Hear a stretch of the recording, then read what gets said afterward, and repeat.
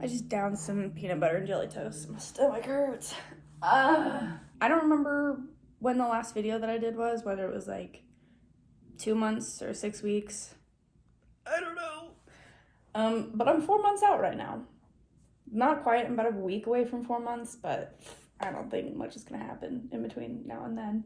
I don't remember all the checkpoints that I did. I know I did every day for the first 2 weeks and then maybe a month out.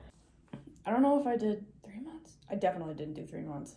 Whatever. It's been 4 months. So I'm just going to do like a quick little overview of what the last few months have looked like. To start off, first month sucked. There's always that mental block of, would you call it a mental block? Mental frustration of, here we go again, starting over. Like, just going from functioning to not functioning and having somebody has to do everything for you. It's frustrating. By the end of the first month, I did feel improvement though. I ditched my crutches at the 2-week mark, and then I came home after 3 weeks, and I ditched the crutches and I was using no walking assistance. By the 3rd week, when I moved back home, I realized I needed a cane, so I went and spent $32 on a cane. Sorry, that's so expensive. I had my surgery October 1st. October 25th, I was at a Halloween party wearing heels that I probably shouldn't have been, and I wasn't using my cane at all because I was a little embarrassed, but my cane became a hit by the end of the night, so I don't know. I used the cane for maybe like 2-ish weeks, and I stopped using it when I was carrying it more than I should.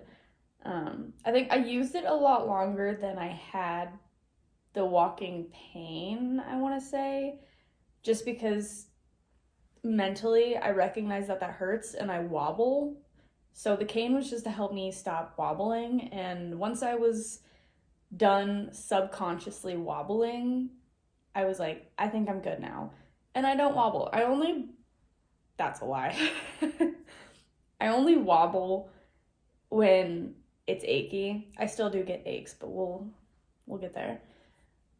That was about the first month. Second month was when things kind of took off and I really started feeling better, and I was getting back in the gym. I was seeing my physical therapist on Mondays and my trainer on Thursdays.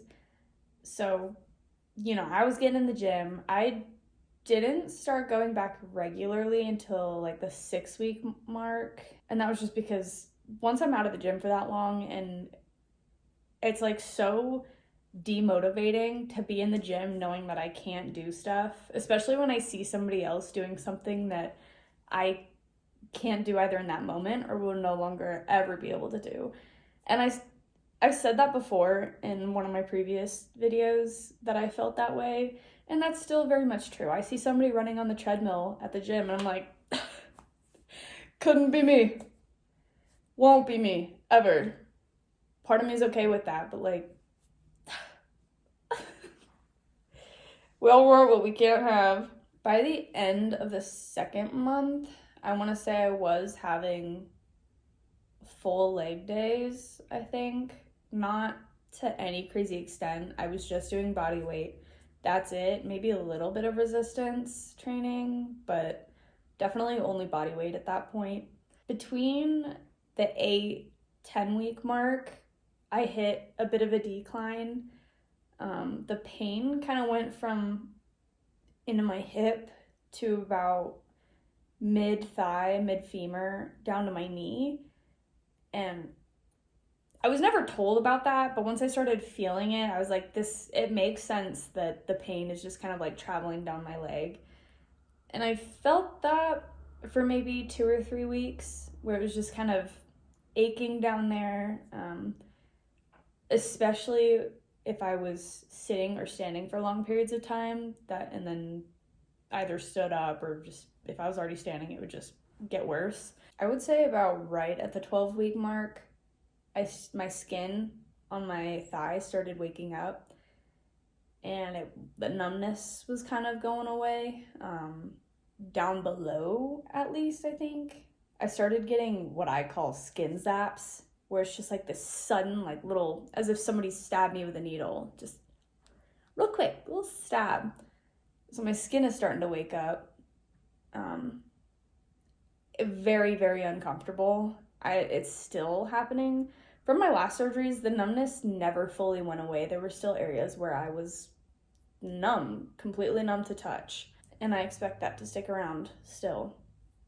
But my whole leg down to the top of my knee, like quite literally to my kneecap, all the way up to my incision scar, is numb. I'm running my fingers. I'm sorry, I could probably show this.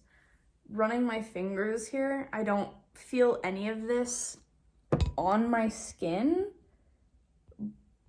I just did groceries. Don't look over there. Fuck! I can't feel it on my skin, but I can feel it like underneath it. I don't know how else to explain that. Like as if somebody like just pushing on it. I don't think there's a good way to explain that. I can't feel it on the surface, but I can feel it underneath. And if I like go like that, if I slap my leg accidentally, it hurts. It hurts. It hurts. Shaving also, dragging the razor up my leg, the loofah, scrubbing my leg, that hurts. It's very sensitive to touch. That's one of the only things that I'm still struggling with at this point. The skin zaps and the super sensitive skin. I know the skin will get better, but I don't remember how long it really took for that to completely go away.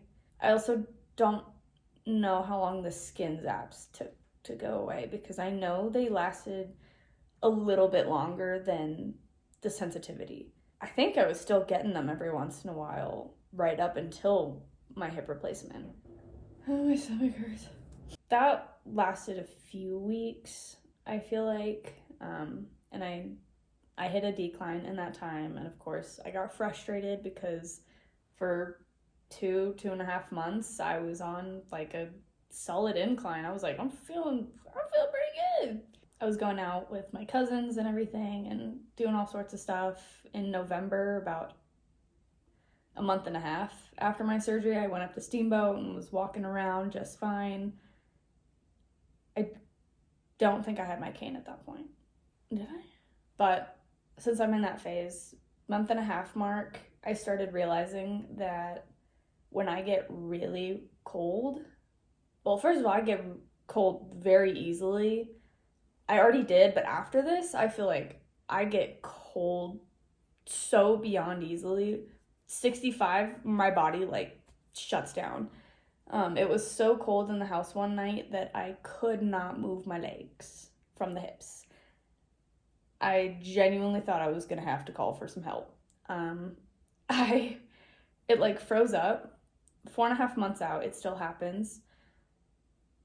When I get really cold, all my muscles tense up, and it's excruciating. And if I try to move, it's even more excruciating. And that's only in my left hip, and that's not the hip that I had surgery on, which tells me I need to get the hip replacement on the other side because my right hip, fine. When it's cold out, it does get achy. I've had hardware before. I expected that. Also, when I cough, especially if I'm like outside and it's cold and I cough, it hurts. I either have to be sitting down or all of my weight needs to be off my leg, and I need to completely relax every muscle from my hip down, or else coughing is painful, and I'm talking excruciatingly painful. At 4 months out, that's happening. I don't know why, but it's encouraging a hip replacement because my right hip is fine. Especially doing like lower ab workouts, my left hip, I struggle to hold that leg out. Right hip, fine. My right hip's doing so good. My right hip is good.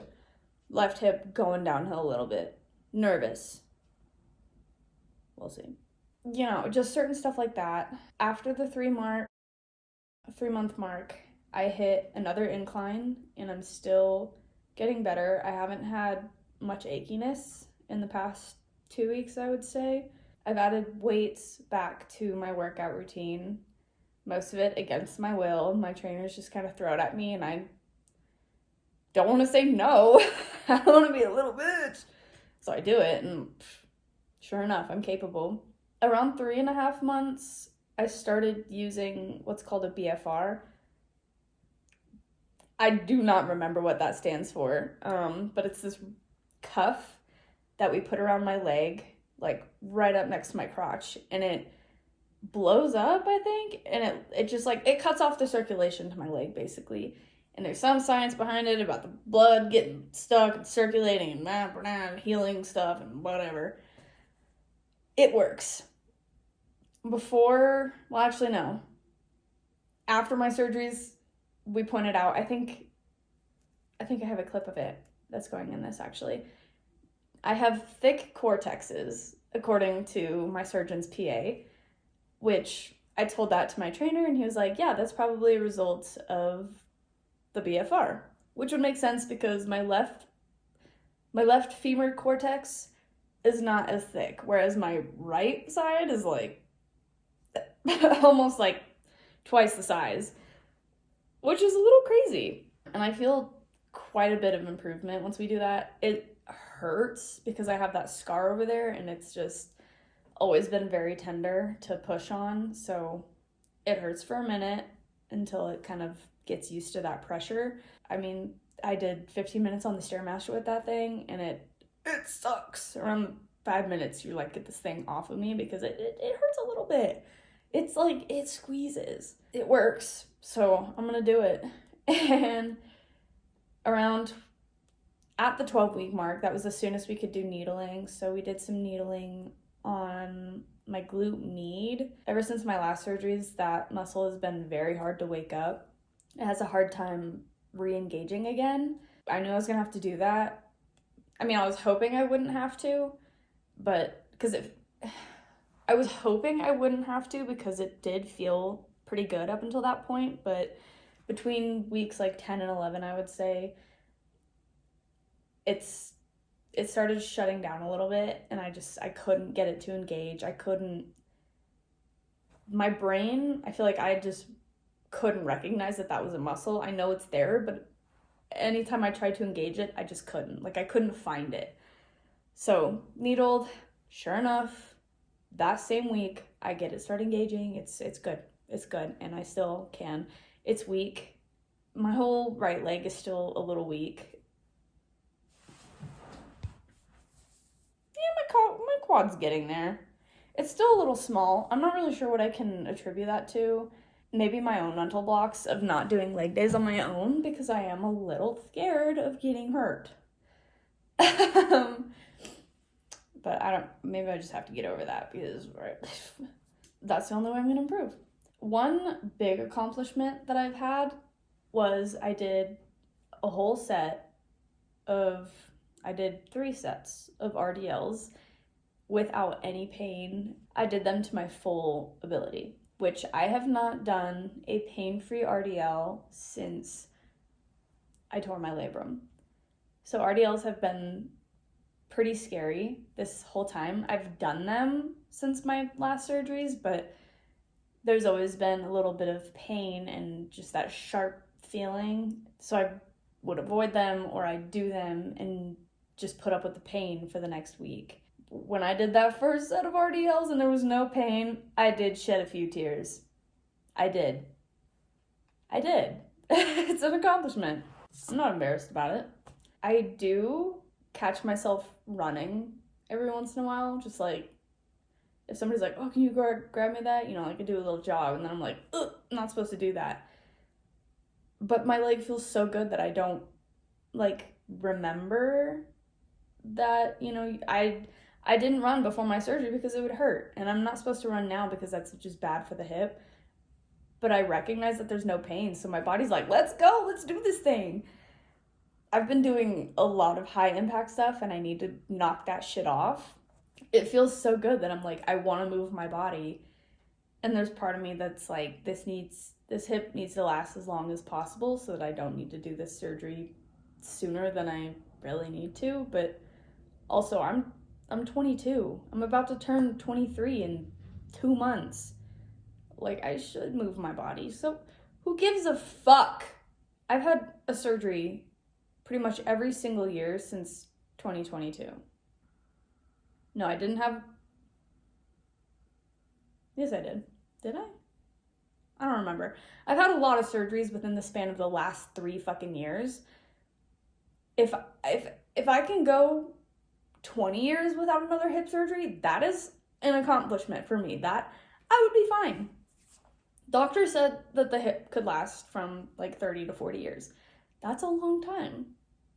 So I'd be like 50 or 60 when I would need another one, which is appropriate age. But if it means that I have to miss out living my life a little bit in my 20s, I'm not sure I'm willing to do that. I would, I'm not full on running or sprinting. That's gotta be fine. If I can hike, I can do a little jig and I can do a little jog. It's not truly my call. My body, my choice. I think that's pretty much it. I mean, that's a good summary of how the last 4 months have been. Maybe I'll do a 1-year video. I'm not quite sure though, because at this point I'm considered fully healed. Don't expect a 1-year post-op video. I don't imagine that anything will truly change a whole lot besides the skin sensitivity and the skin zaps, but I don't know. If there's a significant change or if I decide I'm having another surgery, which I think I will. Okay, I think that about wraps all of this up. Hopefully showing my recovery process can help somebody else. I never know. But that's been my experience. I've done a lot of shit. I've had a shit ton of procedures, so anything that I did before this surgery could also be affecting that healing process, but I wouldn't know any different. This is my first time. If this helped you, cool. If you're watching this to help somebody else, cool. Have a good day. I